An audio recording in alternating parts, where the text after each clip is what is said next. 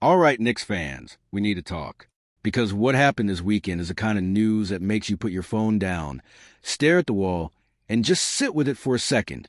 LeBron James is a Philadelphia 76er. Let that sink in. The guy who's been in the finals more times than most of us have been on vacation just signed a 2-year, $8 million deal with an option to stay longer. And he's doing it in the same division we play in. If you're a Knicks fan and that news didn't make your stomach drop a little, I don't know what to tell you. Before we get into why I think this is a problem, and why I also think there's a very real chance it blows up in Philly's face, do me a favor. Hit that like button right now. I mean it. This channel lives and dies by how many of you show up for these breakdowns.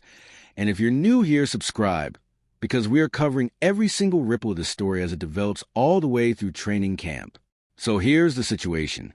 Philadelphia just went out and built something completely different from the tank and develop era we all remember from the Sam Hinkie days. Forget, trust the process. This is by the process. Mike Gansey, their new head of basketball operations, looked at his roster and said, why wait around for young guys to develop when I can just go get proven stars and hope it clicks fast? So now you've got Joel Embiid, and former MVP who can still drop 40 on a good night when his body cooperates. You've got Tyrese Maxey, 25 years old, and already one of the best pure scorers in the East. You got Jaylen Brown, fresh off a blockbuster trade out of Boston, a guy who can be a number one option on most nights. You've got VJ Edgecombe, who finished third in Rookie of the Year voting and looked like a problem for us in the playoffs back in May. And now, on top of all that, you add a guy with 4 championship rings and 23 years of basketball IQ walking through the door. On paper, I get why people are panicking. On paper, that's a scary roster. But here's where I put my Knicks hat back on and get a little indignant. Because paper doesn't win basketball games. Chemistry does. And chemistry is exactly what Philadelphia does not have. Think about what we have. Our starting 5, Jalen Brunson, Karl-Anthony Towns, Mikal Bridges, OG Anunoby, and Josh Hart, has now played 2 full seasons together.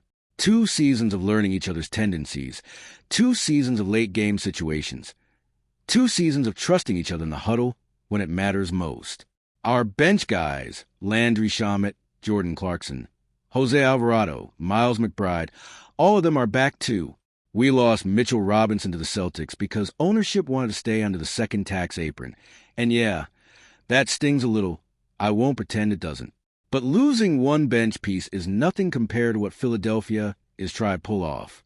They are asking a 41-year-old man, and he turns 42 by the end of December, by the way, to walk into a locker room and figure out on the fly how to share the ball with 3 other guys who all think they should be taking the last shot. Comment down below. Who do you think takes that final shot in a tie game in April? Is it Embiid? Is it Maxey? Is it Brown? Or does LeBron, at this stage of his career, actually step back and let the young guys cook? Because I genuinely don't know the answer, and I don't think Nick Nurse knows either.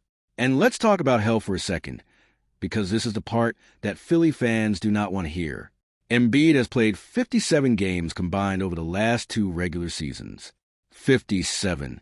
That's barely worth 1 full season split across 2 years. When healthy, sure, he's terrifying. He dropped 40 on the Pelicans back in January and hit 30 or more 14 times last season. But when healthy has become the most exhausting phrase in Philadelphia sports for a reason. Now you're adding a 41-year-old to that equation. LeBron himself basically confirmed this as his last ride. He called it his final decision in a series of posts, talking about wanting one more shot at that championship feeling. That's a beautiful sentiment. It's also a giant red flag for load management, minutes restrictions, and games where 2 of your 4 stars are sitting out on the same night. Compare that to what we're bringing back. Our starters are healthy, established, and hungry after coming 1 round short last year. This isn't a team trying to figure out who they are. This is a team that already knows exactly who they are and is coming back to finish the job. Now look, I'm not going to sit here and act like this doesn't change anything, because it does. This version of the Sixers is not the version we swept in the 2nd round back in May. That team had Paul George and Kelly Oubre Jr. starting, with Quentin Grimes coming off a bench. This new group is a completely different animal on paper. So when we play them for the first time next season, I promise you, It is going to feel different walking into that building. But I want you to remember something, and this is where I get genuinely fired up as a fan.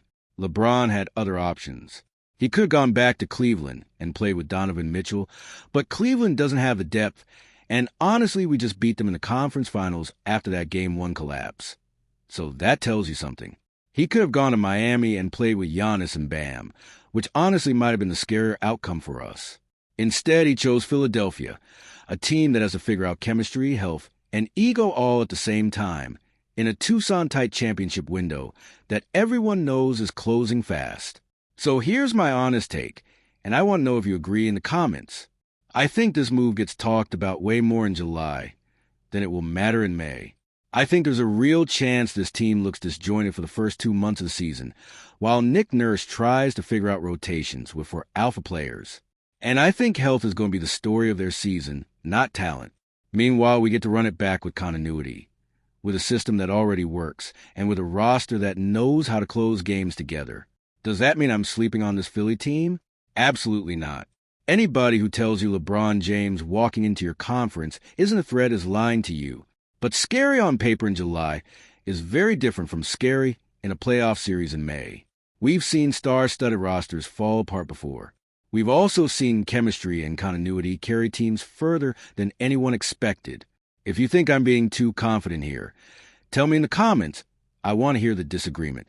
If you think the Knicks still have the edge going into next season, even with this move, smash that like button, and let's get this conversation trending. And if you haven't subscribed yet, now is the time, because we are breaking down every single Eastern Conference move all summer long, and trust me, this is not going to be the last big domino to fall before training camp starts. Let's go Knicks. This is still our conference to lose, and I am not backing down from that until somebody proves me wrong on the court.